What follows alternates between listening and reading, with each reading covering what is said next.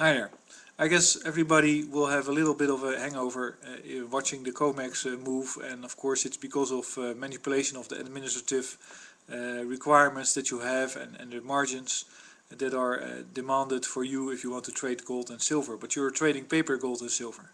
It's all a big scam in my opinion.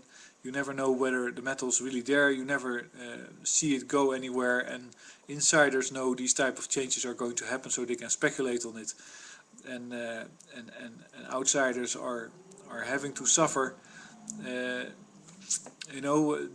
through it, and that's not really fair.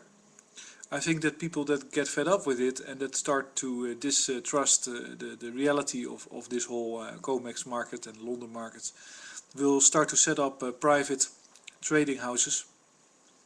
So in order to facilitate that, I have a little suggestion. And that is that I'm going to develop a new, let's say, I found out that it's really interesting to generate electricity using gravity effects, but to really be able to investigate gravity effects, you have to have heavy objects, and so for that purpose I'll build a laboratory to investigate into these gravity energy effects. And of course the heavy material that I want to use in those experiments that I'm going to do in the laboratory is going to be gold. And my proposition is very simple. You can buy shares in my company. If you do that, then of course I can buy more gold on the physical market to do my experiments. And if you want to trade your stocks, then you can consider yourself being trading gold, because if I had to buy them back, I would have to sell the gold. So that's my proposition, and basically it's interesting, because if somebody would do that, and you would, let's say, suddenly the gravity incorporations pops up on the stock market, and people buy those stocks and they're trading it, but nobody knows that behind the scene there's actually a physical gold market going on. That would in one way it would be very nice for the people trading the stocks, because they would be knowing, okay, I'm trading physical, just like with James Turk and gold money. But and on the other hand, it would be interesting to see what the price is, and it would get much different prices. So if I get so somebody buys $100,000 in stocks, and I want to have $100,000 in physical gold, and I go into the market, and to find the physical material, I might be faced with a margin or a markup, as it's called, or simply real prices. And that's of course very good information to have if it's in Europe or somewhere else, because the basic problem is that the institutionalized traders, the big ones, except I guess gold money and some other really small, let's say, well monitored and well trusted bullion dealers, they're all unreliable. They are all showing unrealistic numbers, and you cannot really trust whether they're fiat or not. So I think you're really going to have these type of trading places, trading houses, and I guess it's at the same time something that is being watched out for, that it's not going to happen, because let's say, like I didn't look into it, but the margins, or let's say the limits to how much metals people in Austria can buy are an indication of what could happen elsewhere. And of course the real big gold traders, and the ones that want to use that the control of the gold price in order to make sure that it's not going to compete with fiat currencies in any real sense, they will watch out for constructions like I'm talking about, because they don't want money to flow into precious metals and drive up the price to a point where people start thinking that that's simply the place you have to be. Of course, and it really surprised me, the people that are into financials keep talking about the financials and money. It's really not important at all, money. It's about productivity. It's about being able to make what you need, and having the energy to do that. That's the only thing that really counts. It's the society has so much become a, a, a, a system in which you basically constantly have the means, money, in order to buy whatever you want, as long as you have enough, of course. But that's the mechanism. So you basically, your only skill is to extend, to hand over your money to whoever has a machine and make stuff for you, or whoever has laborers and workers and skilled people. But in general, you're basically forced to be a consumer. The same goes on in the financial world. People don't realize that it's not that the solution is not going to be found in any financial construction at all. The solution is going to be found in real changes and real, let's say, activity on the ground doing actual stuff. Like, for instance, to come back to this straw bale house that I built. You know, if I have a home that is not well insulated and I don't get any fuel this winter because I can't afford it anymore, then I'd be very happy to simply pile up some straw bales around my house against the wall, and that would insulate it tremendously, and I would not have to use heating in my house, because you don't require heating anymore. That means I had to do something. That means I have to go out of way. I cannot buy straw bale wall insulation do-it-yourself in the supermarket or in the building market, because it doesn't really have a margin. It doesn't really have any profit margin. There's nobody that will get rich off it. There's no banks that see millions and millions of dollars in it, and it actually destroys income for the energy companies. So that's why it's not promoted. It has not been promoted. Like right now it would be hard, because of course straw is and hay is hard to come by, but and that should be very, very alarming, and that should basically focus people's attention on, hey, where's my food coming from, what's happening to the food for the animals, and is that also happening for the food that is intended for me, the vegetables, the grain for the bread, or whatever it is that's used in your daily cereals. No, is that also being reduced at productivity? Am I in danger of going to starve just like people in Africa? Because they do starve in Africa because it's dry and hot and there's no water. That's happening in the US now. And the only thing that's keeping it, everything working is a financial world that trades oil, but at the same time restricts and limits the creation of renewable energy sources, which would be a complete solution to everything, every problem that you have, maybe except a solution, not a solution to the damage that's already done to our atmosphere. But if you, let's say, attack that on an industrial scale, then that might even be solvable. You never know. Why not cover the North Pole in white plastic?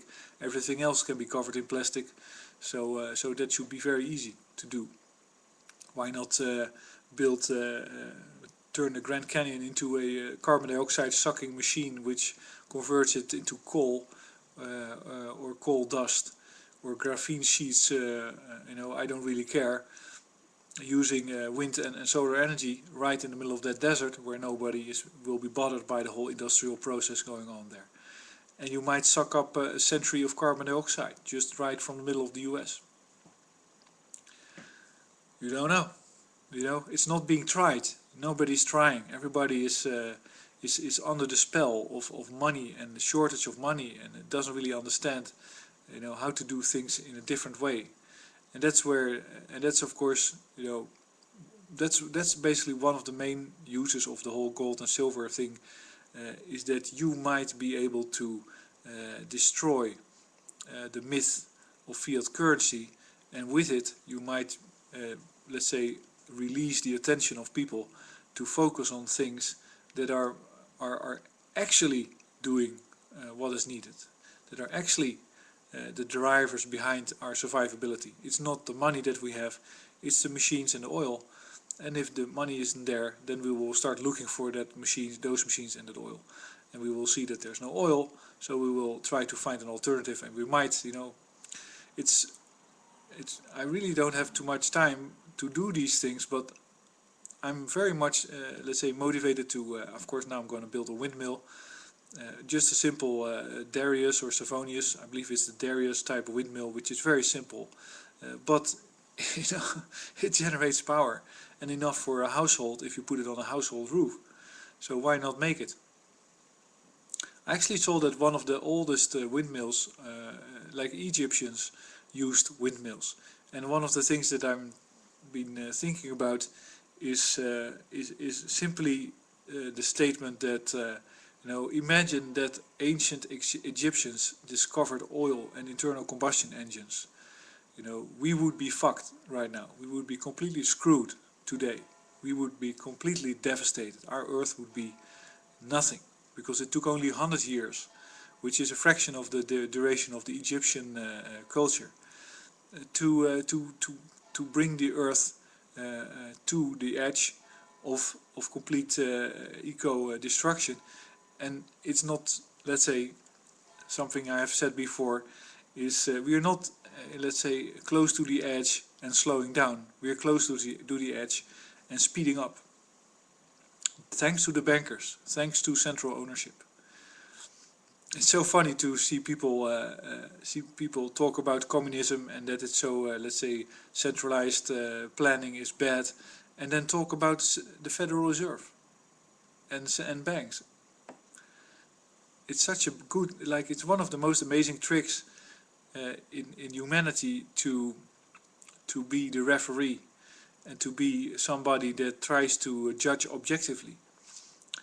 And then, because even if you judge objectively, you can still use your subjective preference. Because let's say you have two horses, a white horse and a black horse, and you have to give both the feeling that they are able to compete for your, let's say, your favor, or you will buy them. So these people have to work both really hard for you. Well, you just pretend that you're not sure which one you will choose. And you just talk about all kinds of qualities and features that, because both people, one that owns the black horse and one that owns the white horse, will come up with the arguments to you that would make you doubt, that would make you, let's say, not choose. In the back of your mind, you can say, well, of course I want to have the black horse, I like that the most. But I do want the guy with the white horse to invest in hay and stables and all the other activities and be busy with that. So I'll just pretend that I find his horse very interesting, and the only thing I have to do is to listen to him tell me why I would have to find that horse interesting. And then I'll be doubting, and they'll be working, and my bank will be humming, because I will have to furnish credit to both of them. That's amazing. Well, it's like nobody really sees that. That's that's just an more. That's like a very, very enormous screw over. In a sense, because why is the ownership with the banks? That's the screw over. Why is the money lending capacity with the banks? That's just nonsense. If there are resources that the banks is distributing, in this case it's oil, then why would these people with the horses not simply get it somewhere? That's the big trick. That's the biggest mind fuck of the 20th century, is that people were led to believe that there's money and then there's energy. I think that's a good thing to stop with, because of course, if oil traders would come to Europe with their barks of barges of oil, and they say, well, I've got this for sale, and then somebody would ask, how much more do you have? And they would say, well, we really don't know, I think it's unlimited. Okay, if it's unlimited, then there's no scarcity. Why would I pay for this? But it's stinky, black, gooey stuff. I can use it, I can burn it, but why would I pay for this? You got it? Okay, do something with it yourself. If you can't do anything with yourself, and so you don't want it, give it to me. And that's how the banks really helped a lot, because they basically gave us, they basically mingled our human effort exchanges, the things that we really put effort into, with the stuff that really nobody has to put any effort into, which is fossil fuels. And I think it's amazing if you think about it, how much different the world would have been if that trick hadn't worked.